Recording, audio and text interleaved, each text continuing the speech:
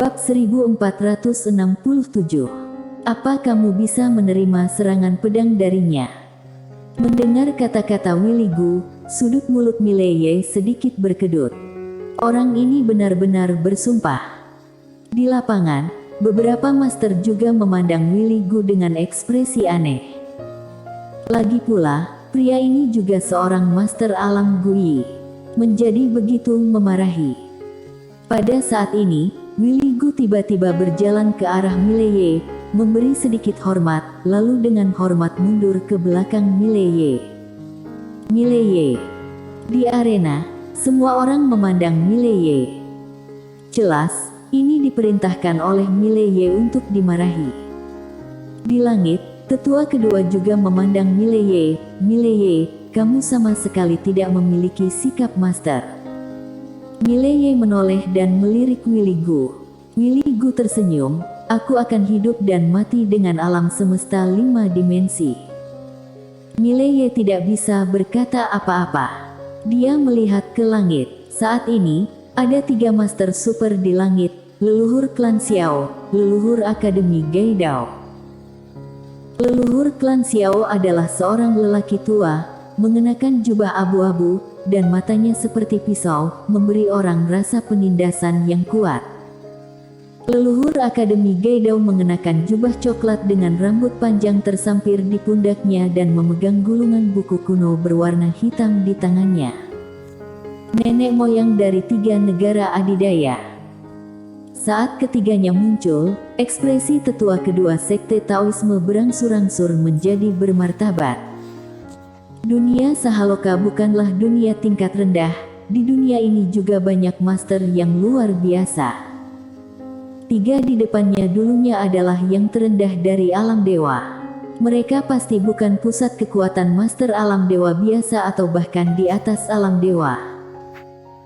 Meskipun keberadaan semacam ini tidak sebaik leluhur sekte Taoisme, namun selain leluhur sekte Taoisme, tingkat keberadaan ini juga termasuk yang tertinggi di dunia ini. Tidak bisa diremehkan. Di langit, leluhur klan Sinta melihat sekeliling. Akhirnya, dia melihat ke bawah ke arah ketua sekte klan Sinta, Antoli. Antoli dengan cepat memberi hormat. Leluhur marga Sinta berkata, ini bukan dunia Sahaloka. Antoli dengan hormat berkata, leluhur, sekte Sinta sekarang maju dan mundur bersama Tuan Muda Ye. Bersama. Leluhur itu menatap Mileye, dia. Antoli mengangguk cepat. Melihat hal tersebut, mata para leluhur klan Xiao dan Akademi Gaidao pun tertuju pada Mileye. Mileye menangkupkan tinjunya pada leluhur Sinta. Leluhur Sinta memandang Mileye, secara bertahap. Jejak keterkejutan muncul di matanya, garis darahmu. Mileye merentangkan telapak tangannya, darah di tubuhnya mulai berdenyut. Ketika garis darah Mileye muncul, kejutan di mata leluhur Sinta berangsur-angsur berubah menjadi syok. Di sisi lain, ada juga jejak keterkejutan di mata leluhur klan Xiao dan leluhur Akademi Gaidao. Dan hal yang sama berlaku untuk para master alam Guyi di sekitar mereka. Faktanya, kekuatan garis darah Mileye telah tumbuh. Kekuatan garis darahnya saat ini jauh lebih kuat dari sebelumnya. Adapun mengapa itu terus tumbuh, Mileye tidak terlalu jelas. Menurut tebakannya, itu mungkin ada hubungannya dengan menjadi gila. Semakin gila dia, semakin kuat kekuatan garis darah ini. Leluhur Sinta memandang Mileye, benar-benar tidak sederhana. Saat dia berbicara, dia menatap Antoli, kamu mempertaruhkan masa depan sekte Sinta padanya. Antoli mengangguk. Leluhur Sinta bertanya, tidak ada penyesalan. Antoli menggelengkan kepalanya, tidak menyesal. Leluhur Sinta sedikit mengangguk dan hendak berbicara ketika tetua kedua tiba-tiba berkata, Yang mulia, kami dari sekte Taoisme. Sekte Taoisme. Mendengar hal itu, leluhur Sinta menatap tetua kedua dan berkata sambil tersenyum, sekte Taoisme. Kamu mengancamku. Tetua kedua tanpa ekspresi, aku hanya ingin mengingatkanmu bahwa masalah ini tidak ada hubungannya dengan sekte Shinta, jadi mengapa kamu ingin keturunanmu terlibat dalam perjuangan ini? Jika kamu membiarkan keturunanmu pergi sekarang, sekte Taoisme bisa melupakan masa lalu. Leluhur Shinta menggelengkan kepalanya dan tersenyum. Bolehkah aku bertanya, apakah kamu bertanggung jawab atas sekte Tao masa kini sekarang? Tetua kedua berkata, ya. Leluhur Shinta menggelengkan kepalanya. Leluhur sekte Taoisme juga senior yang dia hormati, tetapi mengapa murid yang dipilihnya begitu bodoh? Tetua kedua memandang leluhur Shinta dengan ekspresi tenang. Tampaknya Yang Mulia bertekad untuk menjadikan sekte Shinta dan sekte Taoisme sebagai musuh. Leluhur Shinta tersenyum dan berkata, baru saja, keturunanku memberitahuku bahwa Tuan Muda Ye ini telah mengumpulkan 9 jilid kitab Taoisme, jadi sekte Taoisme ingin membunuhnya, kan? Tetua kedua berkata dengan suara rendah, terus kenapa? Bodoh. Leluhur Shinta tidak memiliki senyum di wajahnya. Sekilas aku tahu kamu idiot, tapi aku tidak menyangka kamu begitu bodoh. Setiap orang. Tetua kedua menyipitkan matanya sedikit, dan perlahan mengepalkan tangan kanannya. Leluhur Shinta berkata, orang seperti apa leluhur sekte Taoisme? Dia meninggalkan kitab Taoisme dan kebenaran agung tidak mengenalimu, apakah kamu tidak memikirkan mengapa? Dan 9 jilid kitab Taoisme semuanya telah jatuh ke tangan Tuan Muda Ye ini, apakah kamu tidak memikirkan mengapa? Tetua kedua terdiam. Leluhur Shinta melanjutkan, Tuan Muda Ye ini memiliki legenda penyebab bencana, tetapi dia dapat hidup sampai sekarang, yang membuktikan apa? Bukti bahwa seseorang dengan paksa menolak penyebab bencana untuknya. Orang yang bisa melakukan ini, menurutku, tidak akan kalah dengan leluhur sekte Taoisme. Dan 9 jilid sekte Taoisme jatuh ke tangan Tuan Muda Ye, bukankah menurutmu ini mungkin juga merupakan pengaturan leluhur sekte Taoisme? Tetua kedua berkata dengan suara yang dalam, ini benar-benar tidak mungkin. Guru tidak akan pernah memilihnya. Leluhur Shinta terkekeh dan berkata, mungkinkah kamu? Tetua kedua menatap leluhur Shinta, sungguh mustahil bagi guru untuk memilihnya. Leluhur Shinta tersenyum, Taois kedua, kamu juga murid leluhur sekte Taoisme, kenapa kamu jahat sekali? Kamu telah berkultivasi sampai tingkat ini, secara logika, kamu seharusnya tidak buruk, tetapi mengapa kamu dibutakan oleh kebencian sekarang? Wajah tetua kedua tanpa ekspresi, apakah kamu mengajariku bagaimana menjadi manusia? Leluhur Shinta tertawa, ajari kamu menjadi manusia. Tetua kedua, untuk mengatakan kamu bodoh, sebenarnya adalah penghinaan terhadap kata bodoh. Banyak omong kosong denganmu, itu karena apa yang aku pelajari juga berasal dari kitab Taoisme. Leluhur sekte Taoisme adalah seseorang yang saya hormati, aku tidak ingin sekte Taoisme yang dia dirikan menjadi hilang olehmu seperti ini. Hanya saja aku tidak menyangka bahwa kamu begitu buruk. Bukan hanya kesedihan sekte Taoisme, tetapi juga kesedihan leluhur dari sekte Taoisme Kalua adalah pemimpin sekte Taoisme. Kali ini, tetua keempat sekte Taoisme tiba-tiba tertawa dan berkata, kamu mengatakan ini karena menurutmu sekte Taoisme saya tidak sebaik Tuan Muda Ye ini, bukan? Leluhur Shinta menatap tetua keempat sekte Taoisme dan berkata sambil tersenyum, sepertinya kamu masih kurang paham apa penyebab bencana. Tidak, harus dikatakan bahwa kamu menyombongkan diri.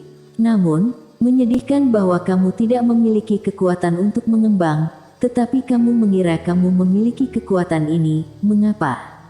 Karena kamu mengira kamu punya leluhur sekte Taoisme, tetapi apa kamu tidak pernah berpikir bahwa alasan mengapa sekte Taoisme kuat bukan karenamu, tetapi karena leluhur sekte Taoisme? Ada perbedaan antara sekte Taoisme yang ada dan sekte Taoisme yang tidak memiliki leluhur. Apa kamu mengerti?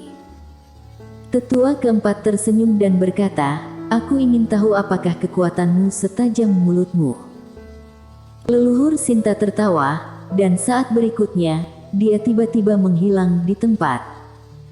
Di kejauhan, wajah tetua keempat sekte Taoisme tiba-tiba berubah, dan dia meninju. Duar. Dengan suara ledakan yang mengejutkan, tetua keempat dari sekte Taoisme mundur dengan keras berulang kali, langsung mundur ke langit berbintang yang jaraknya ribuan kaki. Wajah semua orang di lapangan berubah. Sangat kuat. Mileye juga sedikit terkejut, meskipun leluhur sekte Taoisme ini hanyalah gumpalan jiwa, kekuatannya bisa begitu kuat. Di kejauhan, tetua kedua menatap leluhur Sinta dan dia juga sedikit terkejut. Pancaran jiwa Master Alam Dewa begitu kuat. Leluhur Sinta memandang Taois keempat di kejauhan, dan berkata sambil tersenyum, sepertinya di era manapun, hanya tinju keras yang bisa melakukannya. Suara itu jatuh, lalu dia menghilang di tempat lagi. Di kejauhan, mata tetua keempat sekte Taoisme tiba-tiba menyusut, dan lengannya terayun secara horizontal.